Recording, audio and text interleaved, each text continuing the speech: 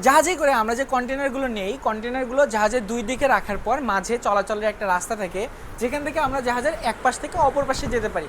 তো আমরা যখন জাহাজের এক পাশ থেকে অপর পাশে যাই, এই যে মাঝের যে রাস্তাটা, এটা যেহেতু এখন যেহেতু বাতাস সামনে থেকে আমার এখানে আসতে বাধা পাচ্ছে, এই রাস্তার মাঝে তেমন কোনো বাধা থাকে না। তো এই রাস্তায় যখন আপনি দাঁড়াবেন তখন দেখবেন যে বাতাসের বেগটা এখানের থেকে অনেক বেশি। তো এই জিনিসটা আমি অনেক এনজয় করি। আমি যদি আপনাদের এই জিনিসটা একটু দেখাই, তাহলে দেখেন এখানে যদিও বাতাস কম, ঠিক আমি যতই সামনে যাব বাতাসের বেগ আস্তে আস্তে বাড়তে থাকবে।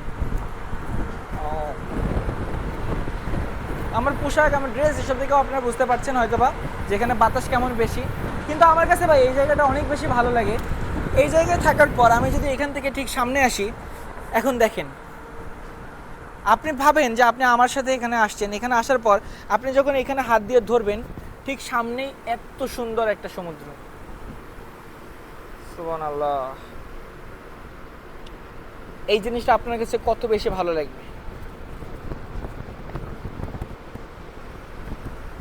শুধু পানির রংটা একবার দেখেন।